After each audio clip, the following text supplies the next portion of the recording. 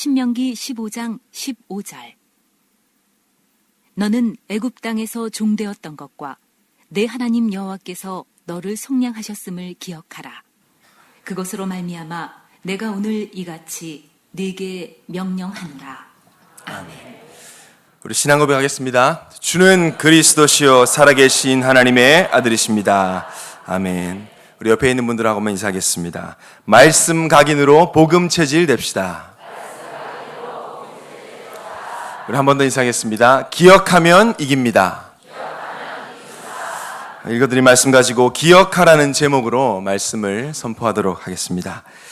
우리는 이번 한 주간 새로운 각인이라는 강단 말씀을 언약으로 붙잡고 살아가고 있습니다. 무엇이 각인되었느냐, 특히 무엇이 먼저 각인되었느냐에 따라 그것이 나도 모르게 뿌리 내려지고 체질화되어지기 때문에 지금까지 나도 모르게 나에게 각인된 것을 바꾼다는 것이 절대 쉬운 일은 아닐 것입니다. 우리가 편견이나 선입견을 버려야 할 것이 참 많죠. 근데 참 잘 되지 않는 것 같습니다. 특히 외모나 말투만을 보고 사람을 판단하는 것, 특히 눈에 보이는 모습만 가지고 좀 시골스럽다 아니면 도시스럽다를 나누는 것도 해서는 안 되는 일인데 이미 본능적으로 그렇게 생각될 때가 참 많이 있는 것 같습니다. 특히 지방에 사는 사람들은요, 이 서울에 대한 로망이 있습니다. 그래서 조금 세련되고 도시적인 분위기가 있는 사람을 보고 서울스럽다라고 합니다. 저희 어머니는 부산 분이신데 서울스럽게 생기셨어요. 제가 봐도 분명히 저희 어머니 부산말 쓰는 거 아는데도 왠지 가만히 계시면 서울말을 쓸 것만 같은 그런 느낌이 있어요. 제가 어릴 때 부산에서 서울로 이제 이사를 와서 사는데 같은 아파트에 같은 학교를 다니는 동생인데 인사성이 참 밝은 아이가 있었습니다. 엘리베이터를 타면 저희 어머니를 만나면 항상 아줌마 안녕하세요 하면서 이렇게 크게 인사를 해요. 그럼 저희 어머니는 굉장히 서울스럽게 응 그래 이렇게 답을 하셨어요. 몇 년을 그렇게 인사를 하다가 어느 날 이 아이가 중학생이 되어서 머리를 짧게 깎고 엘리베이터를 탔습니다. 여느 때처럼 그 아이는 아줌마 안녕하세요 이렇게 인사를 하니까 저희 어머님은 그래 라고 인사를 받아주시고 나서 보고 있다가 네 중학생이가 머리를 바짝 깎았네. 이 아이가 정말 깜짝 놀라가지고 아줌마 사투리 쓰세요? 저도 그걸 보면서 너무 웃겨서 지금까지도 기억이 나고 있습니다. 부산에서 서울 오신 지 20년 지났는데 여전히 사투리를 쓰세요. 먼저 사투리가 각인되어서 그렇죠. 사투리는 더 노력하면 바꿀 수도 있습니다. 그런데 영적인 각인은 노력으로 바꿀 수 있는 것이 아닙니다. 율법 체질을 복음 체질로 바꾸기 위해서 열심히 성경 읽고 기도한다고 해서 바뀌는 것이 아니라 하나님이 은혜 주시면 바꿔집니다. 하나님이 역사하시면 바뀌어집니다. 그래서 우리가 해야 할 것은 하나님이 마음껏 역사하시도록 은혜의 자리를 놓치지 않는 것입니다. KTX와 같은 고속열차는요, 레일만 이탈하지 않으면 정확한 시간에 목적지에 도달하게 되어 있습니다. 마찬가지로 우리는 말씀의 자리만 이탈하지 않으면 하나님의 시간표에 하나님이 원하시는 일에 쓰임받게 될 줄을 믿으시기를 바랍니다. 건강미 넘치는 구릿빛 피부를 가지기 위해서는 나를 햇볕에 노출시키면 되듯이 우리가 하나님께 진실되게 나아가기만 한다면 하나님께서 우리의 체질을 복음으로 변화시키십니다. 은혜의 자리에 항상 노출되셔서 날마다 은혜로 새롭게 각인되시기를 그리스도 이름으로 축원합니다. 오늘 말씀의 제목이 기억하라입니다. 드라마나 영화의 단골 소재로 등장하는 것이 바로 주인공이 기억을 잃게 되는 내용입니다. 아주 멋있고 또는 아름다운 주인공이 불의의 사고로 기억을 잃어버리면서 자기가 누군지를 모르고 오해받고 고생하면서 어려움을 당하다가 극적으로 기억력이 회복되면서 멋지게 복수하는 내용은 우리나라뿐만 아니라 전 세계적으로 아직까지 흥미진진하고 뻔히 알면서도 또 보게 되는 그런 내용입니다. 재벌의 아들이라도 왕의 딸인 공주라도 기억을 잃어버리면 자신이 누릴 수 있는 것을 누리지 못하듯이 사람에게 무엇을 어떻게 얼만큼 기억하느냐에 따라 삶이 달라진다는 것은 신자든 불신자든 같이 인정하는 내용입니다. 오늘 본문을 포함한 신명기에 전반적으로 강조하는 내용이 바로 이 기억에 대한 부분입니다. 신명기는 모세의 마지막 설교를 포함해서 앞으로 약속의 땅 가나안을 하나님의 말씀대로 정복하게 될 것인데 그 이후에 어떻게 살아야 하는 것인지, 어떻게 해야 하나님이 원하시고 하나님이 기뻐하시는 하나님 자녀다운 삶을 살 수 있는지에 대해서 아주 구체적으로 아주 디테일하게 말씀하고 있는 책입니다. 지금으로 말하면 하나님의 은혜로 우리가 마귀의 자식에서 하나님의 자녀로, 멸망의 사람에서 축복의 사람으로 구원받은 우리가 어떻게 살아야 하는지 복음적인 관점으로 우리에게 말씀하고 있는 아주 중요하고 실제 삶 속에 적용할 수 있는 말씀이 담겨져 있습니다. 예수님도 공생의 사역을 시작하시면서 사단에게 시험을 당하죠. 성령 인도를 따라 사단에게 시험을 받으시는데 돌을 먹을 것으로 만들어 먹어라, 절벽에서 뛰어내려라, 나를 경배하라 하는 사단의 그 공격을 3번 모두 신명기의 말씀을 인용하셔서 선포하여 물리치셨을 만큼 실제 영적 싸움에 승리하는 내용이 이 신명기에 담겨져 있습니다. 오늘 하나님이 우리에게 무엇을 기억하기를 원하시는지, 어떻게 해야 우리가 본당 건축과 사천 지교의 주역으로 또 후대에게 복음을 전달하는 언약 전달자의 삶을 감당할 수 있는지 분명한 답과 힘을 얻고 성령의 충만함을 얻는 은혜의 시간 되시기를 그리스도 이름으로 축원합니다. 첫 번째로 기억해야 할 노예 시절입니다. 우리 15절을 다시 한번 보겠습니다. 너는 애굽 땅에서 종되었던 것과 내 하나님 여호와께서 너를 속량하셨음을 기억하라.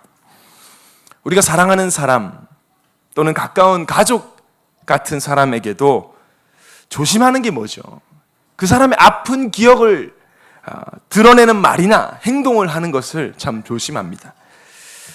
왜냐하면 얼마나 힘들었는지 알기 때문에, 얼마나 고통스러웠는지 알기 때문에 아무리 가까운 사람이라도 조심하죠.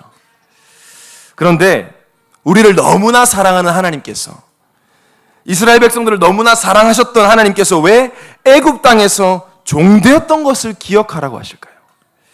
얼마나 비참했는지, 얼마나 많은 후대들이 고통당했는지, 얼마나 조롱당하고 얼마나 비웃음 당했는지 주님이 더 잘 아실 텐데, 채찍을 볼 때마다, 등에 올라지고 갔던 그 벽돌들을 볼 때마다 그 고통이 떠올라서 괴로웠던 것을 주님이 아시면서 왜 그렇게 말씀을 하셨을까요?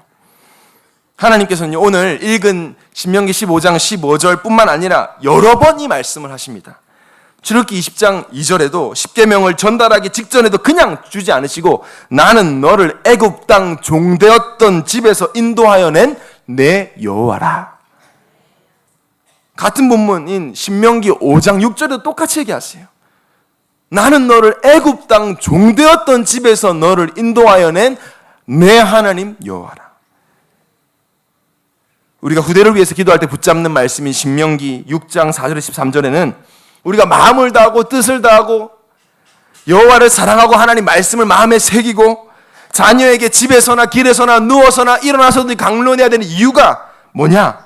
바로 6장 12절에 기록되어 있습니다. 너는 조심하여 너를 애굽 땅 종되었던 집에서 인도하여 내신 여호와를 잊지 말고. 애굽 땅 종되었던 곳에서 인도하여 내신 여호와를 잊지 않기 위해서 말씀을 각인시키라는 것입니다. 아니 그냥 여호와다라고 하면 될 것을 굳이 왜 나는 너를 애굽 땅 종되었던 집에서 너를 인도하여 낸 여호와라고 자신을 소개하고 계실까요? 지금 우리에게 적용하면 어떤 말씀이죠?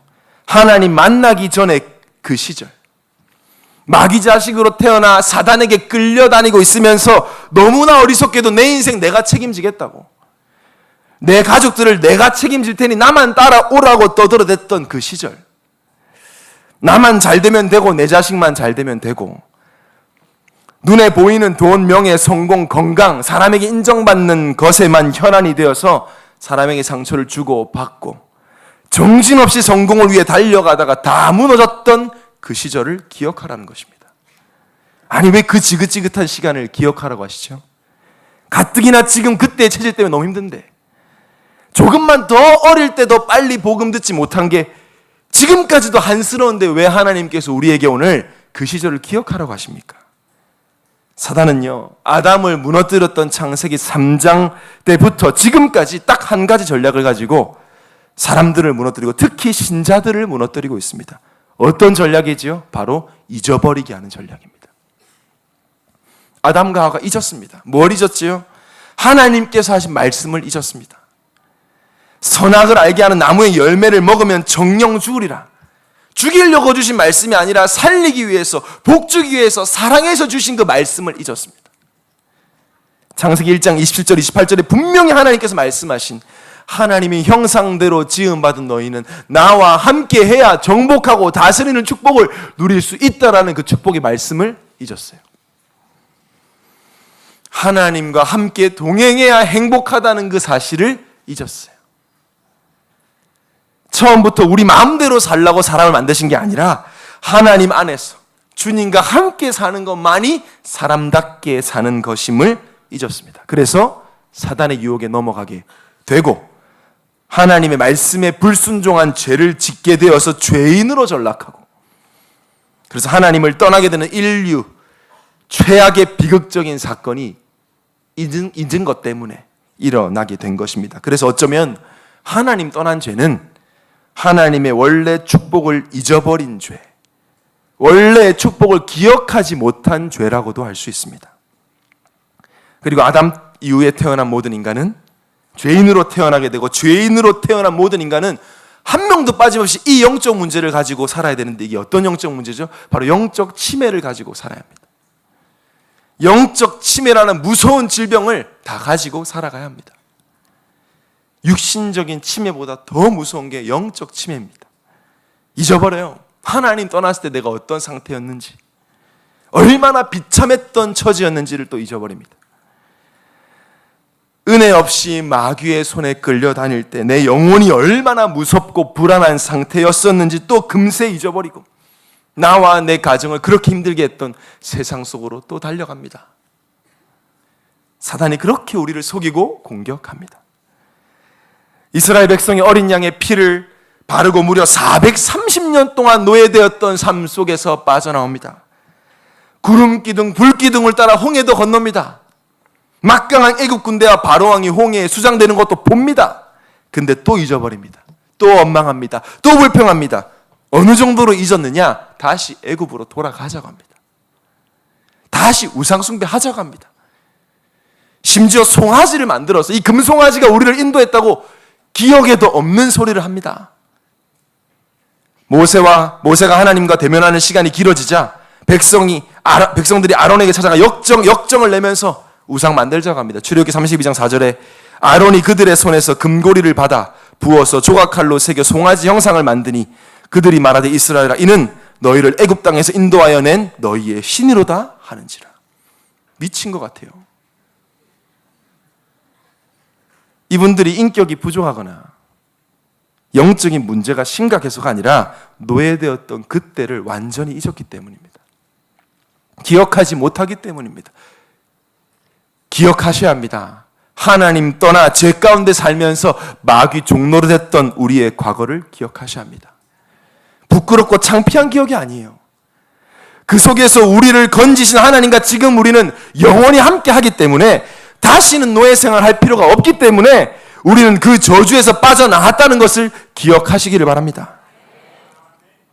저는 가끔씩 회의를 갈 때마다 다른 것은 다 집사람한테 맡기거나 다른 사람에게 맡겨도 여권은 꼭 제가 챙깁니다. 가이드가 절대 안 맡겨. 여권은 제가 챙깁니다. 챙기고 확인합니다. 거의 20-30분에 한 번씩. 그냥 확인하는 게 아니라 이렇게 확인합니다. 확인하고 있으면 굉장히 안도하고,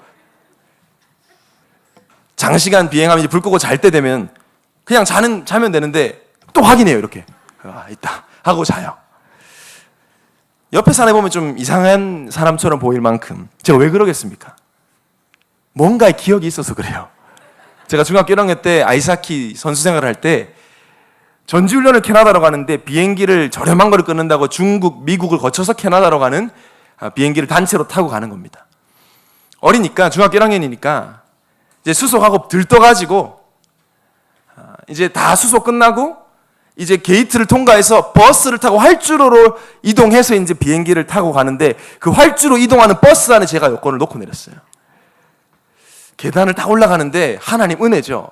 굉장히 이상한 기분이 들더라고요. 그래서 찾아보니까 여권이 없어요. 진짜 전 기장, 정 스튜어디스, 전 승객이 제 여권을 찾았어요. 없어요. 중국은 절대 여권 없이 가면 안 된다는 거예요. 그래서 내리라고 하더라고요. 정성민 고객님은 지금 내리래요. 저 활주로에 혼자 내렸습니다. 5분 동안 활주로에 혼자 서 있었어요. 활주로에 서 있어 보셨습니까? 너무 외로워요, 그 시간. 그날 마침 저희 부모님은 해외 캠프를 가셨어요. 집에 아무도 없어요.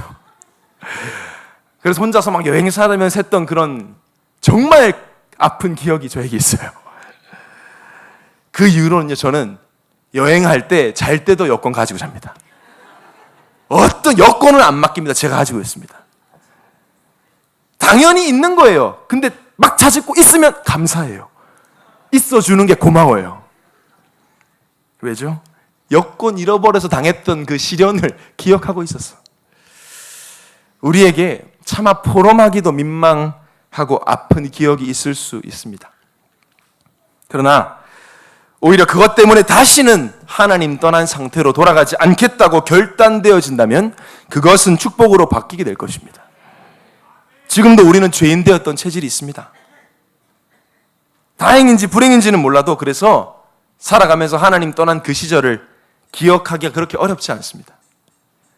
너무나 진하게 우리 안에 묻어 있습니다. 그 죄인 되었던 과거의 체질들이.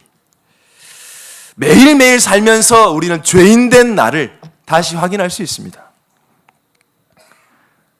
하나님 은혜를 구원받아 놓고도 그런 체질이 한 번씩 올라오면 얼마나 낙심이 되는지요.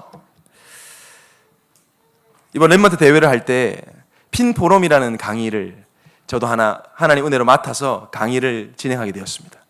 세계 랩먼트 대회 작은 부분을 감당하니까 얼마나 영광스러워요. 그래서 아침에 일어나서 기도해, 하나님, 제가 20주년 되는 세계 랩먼트 대회 제가 심부름할 수 있다니 너무 감사합니다. 오늘 하나님의 은혜로 제가 이 복음을 아이들이 전했습니다. 기도하고 찬양하고 그날따라 얼마나 은혜가 되는지. 집에서 나와서 이제 커피 한 잔을 사서 가려고 가는데 버스가 정말로 무지막지하게 저를 끼어들어가지고 정말 이만큼 차로 사고가 안 났어요. 진짜 5분 전에 기도하고 나왔는데 버스가 딱 쓰더니 그 버스 기사씨가 잘못해놓고 저를 째려보는 거예요. 5분 전에 기도해놓고 저도 같이 창문을 내리고, 창문을 왜 내리는지 모르겠어요. 저도 내렸어요. 전도 자료를 주는 게 아니라 저도 입으로 그분이 알아들을 수 있는 저의 상태를 설명을 해드렸어요. 눈을 보면서 분명히 그분은 제 목소리를 듣지 못해도 제가 뭔 말했는지 다 알아들었어. 한 1분 동안 대치하다가 이제 제가 얼마나 낙심이 되는지요. 지금 세계 랩먼트 대회 특강을 하러 가야 되는데, 그런데 오히려 그런 우리의 체질이 올라올 때마다 감사할 수 있습니다. 왜죠? 이런 죄인된 나를 살려주셨기 때문에.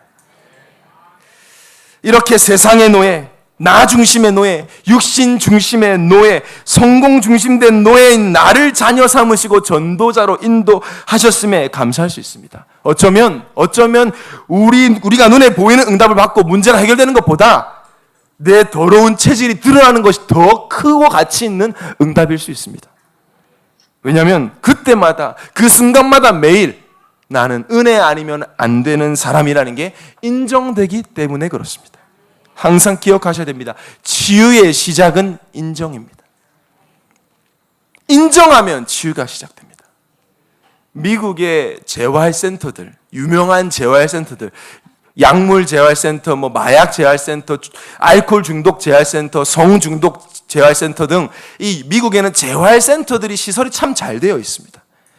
유명한 아주 뛰어난 재활센터들의 특징은 똑같습니다. 첫 번째 치료 단계는 똑같습니다. 첫 번째 접수를 할 때 첫 번째 단계가 뭐냐면 나는 내 스스로 이 약물에서 해방될 수 없음을 인정해야 됩니다. 그래야 입원을 시켜줍니다. 입원을 하고 난 이후에도 매일 정기 모임을 할 때에 자기소개할 때 저는 몇 살 누구누구입니다 하지 않고 저는 알코올 중독자 누구누구누구입니다라고 말을 하고 시작을 해야 됩니다. 인정해야 입원시켜줘요. 인정해야 치료해줘요. 아, 나는 언제든지 끊을 수 있어. 나는 괜찮아. 나 중독 아니야. 그 사람 입원 자체가 안 됩니다. 영적으로도 마찬가지입니다. 매일 나는 그리스도 아니면 안 됩니다. 주님, 오늘도, 지금도, 이 순간도 나의 그리스도가 되어주세요.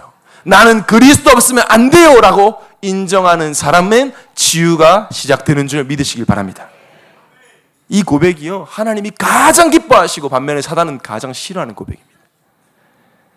그래서 우리는요, 우리의 과거를 떠올릴 때 감사할 수 있습니다. 나는 모태신앙인데, 모태 랩런트라서 과거 생각해도 그렇게 나는 노예된 적이 없는데 어떻게 하냐고 질문하는 랩런트들이 있는데 완전 거짓말이에요. 하루만 이 세상에 살아도 우리 안에 죄를 사랑하는 노예 체질이 얼마나 깊이 각인되어 있는지 알 수 있습니다. 모태신앙이든 아버지가 목사든 장로든 선교사든 순교자라도 상관없습니다. 이 땅에서 단 하루를 살아도 우리는 그리스도가 아니면 안 되는 줄 믿으시기를 바랍니다. 왜 노예되었던 시절을 기억하는 게 중요하죠? 그때에 그런 나를 살려주신 구원의 감사가 회복되기 때문에 그렇습니다. 구원의 감사가 없는 사람들의 특징이 있습니다. 하나님을 떠나 있었던 상태가 얼마나 무섭고 끔찍했는지 벌써 잊었거나 그 속에 있었다고 인정하지 않기 때문에 구원의 감사가 없는 거예요. 그래서 아무리 감사하라고 말해도 감사 안 합니다. 감사 못 합니다. 하루에 100번씩 해라. 그때 뿐입니다. 그런 사람은요, 절대 전도 못 해요. 절대 지교회 못 해요. 저는 많은 분들을 만나봤지만 구원의 감격과 감사가 없는 분이 전도가 되어지는 걸 본 적이 없어요. 그래서 노예되었던 나의 과거를 잊은 사람은 절대 구원에 감사할 수 없고, 구원에 감사 없으면 세계 복음화와는 무관한 삶을 살기 때문에 노예되었던 그때를 기억하는 것이 영적 싸움의 가장 중요한 키라는 사실을 기억하시고 오늘 이런 나를 살리신 하나님께 최고의 감사의 고백을 드리는 날 되시기를 그리스도 이름으로 축원합니다. 두 번째로 기억해야 할 구원의 역사입니다. 우리 15절을 다시 봅니다. 너는 애굽 땅에서 종되었던 것과 내 하나님 여호와께서 너를 속량하셨음을 기억하라. 그것으로 말미암아 내가 오늘 이같이 내게 명령하노라. 애굽 땅 종되었던 것도 기억해야 되지만 그곳에서 우리를 속량하신 것, 우리를 구원하신 그 은혜도 기억해야 한다는 것입니다. 하나님께서는 이스라엘 백성에게 이것을 기억할 수 있도록 새 절기를 지키도록 명령하셨습니다. 출애굽기 23장 14절 16절에 너는 매년 3번 내게 절기를 지킬지니라. 너는 무교봉의 절기를 지키라. 내가 내게 명령한 대로 아비벌의 정한 때에 이랫동안 무교봉을 먹을지니 이는 그달에 내가 애굽에서 나왔음이라. 빈손으로 내 앞에 나오지 말지니라. 맥추절을 지키라. 이는 내가 수고하여 밭에 뿌린 것의 첫 열매를 거둠이니라. 수장절을 지키라. 이는 네가 수고하여 이룬 것을 연말에 밭에서부터 거두어 저장함이니라. 세절기가 뭐죠? 유월절, 오순절, 수장절. 하나님께서 왜 이 절기를 지키게 하셨을까요? 유월절이 무슨 날이죠? 이스라엘 백성은 430년 동안 애굽의 노예가 되어 있었습니다. 그 어떤 수단과 방법으로도 노예된 상황을 바꿀 수가 없었습니다. 그런데 어린 양의 피를 문설주에 바른 집에만 죽음의 사자가 넘어가고 어린 양의 피를 문설주에 바르지 않은 집의 모든 장자가 죽은 그 날을 기념하는 바로 유월절을 기억하라는 것입니다. 당시에 전 세계를 다스렸던 천하의 애굽이, 천하의 바로왕이 장자들의 죽음 앞에서 포기하고 하나님께서 이스라엘 백성들을 출애굽시킨 그 날을 기념하여 지키라는 것입니다. 하나님께서 자신들의 백성이 유월절을 지킴으로 무엇을 기억하기를 원하셨을까요? 바로 우리의 행함으로는, 우리의 노력으로는 절대 구원받을 수 없고 사단의 노예된 신분을 바꿀 수 없음을 기억하라는 것입니다. 우리의 열심이 아니고 우리의 선행이 아니고 오직 예수 그리스도를 믿음으로만, 오직 예수 그리스도와 함께 십자가에 못 박히고 나는 죽고 그리스도만 살 때에 이 땅에 올 수밖에 없는 저주가 넘어가는 것을 기억하라는 것입니다. 왜 어린 양의 피를 문설주에 바른 집에 죽음의 사자가 넘어갔을까요? 그 피를 보면 이 집안에 있는 사람은 이미 죽었구나. 이미 죽었으니까 더 죽을 필요가 없구나. 넘어가는 거예요. 원래 하나님을 떠난 모든 인간이 영원히 죽어야 합니다. 원래 다 죽어야 합니다. 그런데 예수 그리스도가 십자가에서 나를 위해 죽으셨음을 믿을 때 그 죽음의 저주가 넘어가는 것을 기억하라는 것입니다. 우리는 저주받을 수 없습니다. 저주가 완전히 넘어간 줄을 기억하시기를 바랍니다. 요즘 한국과 세계에요, 여러 영향력 있는 목사님들 중에 행위를 강조하는 분들이 늘어나고 있어요. 교인들의 삶이나 생활이 도덕적, 윤리적으로 너무 무너져 있음을 책망하는 부분이죠. 이해합니다. 그러나 구원과는 상관없습니다. 행위가 도덕적으로 99점짜리의 사람이나 1점짜리의 사람이나 하나님 보실 때는 불합격입니다. 저주를 피할 수 없습니다. 사단이 이길 수 없습니다.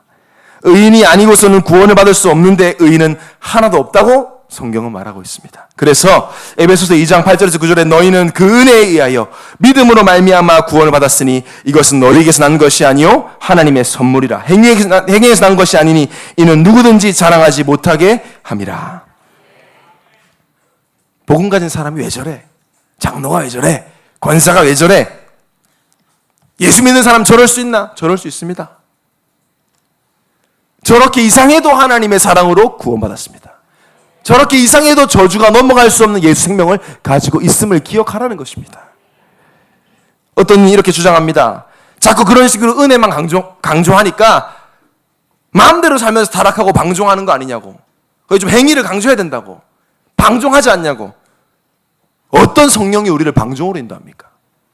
그런 성령 없습니다.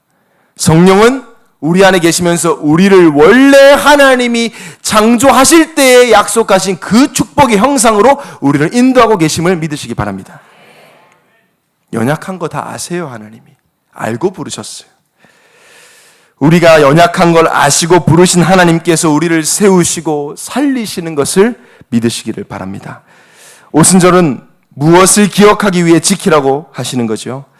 40년의 광야 생활 내내 만나로 먹이시고 신발이 헤어지지 않게 하시고 옷이 헤어지지 않게 하신 하나님의 완벽한 인도하심을 기억하라는 것입니다. 우리가 이렇게 발전된 도시에서 좋은 옷, 좋은 가구를 가지고 있어도 몇 년만 지나면 헤어지고 망가지는데 어떻게 광야에서 40년 동안 있으면서 옷이 헤어지지 않고 발이 부르트지 않을 수 있었습니까? 이것이 무엇을 말씀하죠? 하나님은 자신의 백성을 어떤 상황에도 인도하고 계심을 기억하라는 것입니다. 눈에 보이는 환경에 속지 말고 구름기둥, 불기둥으로 인도하신 하나님을 기억하라는 것입니다. 우리가 불신자로 하나님 모르고 살아갈 때도 끝까지 우리를 구원으로 인도하신 하나님이 지금도 완벽한 계획을 가지고 나를 인도하고 계심을 믿으라는 것입니다. 오늘이 여러분에게 오순절이 되기를 바랍니다. 나를 완전한 은혜로 구원하신 하나님이 나를 지금 보호하고 인도하고 계심을 믿으시기를 바랍니다. 수장절은 무엇을 기억하라고 주신 절기지요? 수장절은 말 그대로 곡식을 창고에 쌓아두는 것을 기념하는 것입니다. 곡식이 중요한 게 아니라 영적으로 미래가 보장되어 있음을 기억하라는 것이에요. 예수 믿는 그 순간 천국이 보장되어 있고 이제 이 땅에 사는 동안은 영원한 열매를 위해서 세계복음을 위해서 살아야 함을 기억하라는 것입니다. 그럼 지금은 이 세 절기를 지켜야 합니까? 신천지들은 우리 보고 6월절 안 지킨다고 지옥 간다 하잖아요. 그래서 사이비라고 합니다. 지금은 6월절, 오순절, 수장절 지킬 필요 없습니다. 날마다 나와 함께 하시는 세절기의 주인공 되신 예수 그리스도를 기억하면 되는 것입니다.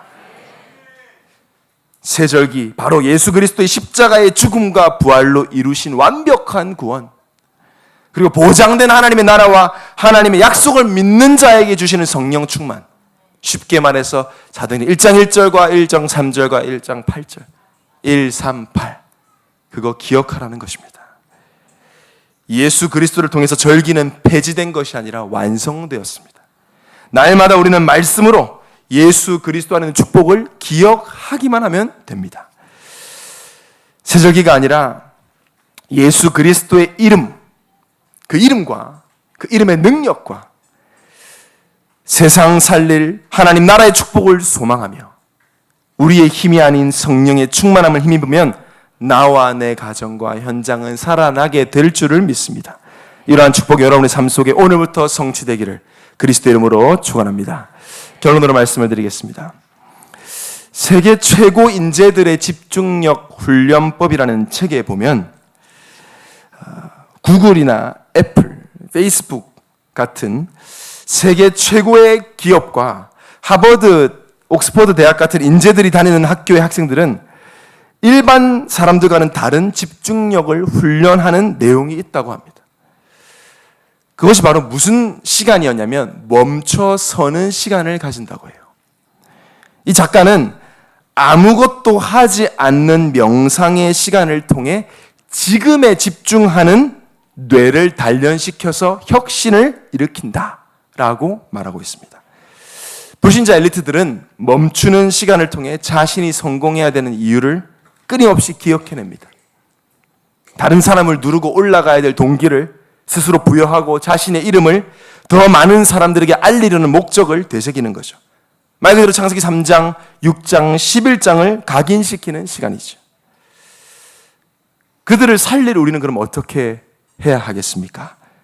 우리에게는 바로 예배와 정시기도라는 멈춤의 축복의 시간을 통해 하나님이 우리에게 주신 축복을 기억하는 시간을 주셨습니다. 구글의 인재들보다 훨씬 앞서서 다니엘은 멈춤의 축복의 시간을 통해 하나님이 우리에게 주신 축복을 기억하는 시간을 누렸습니다.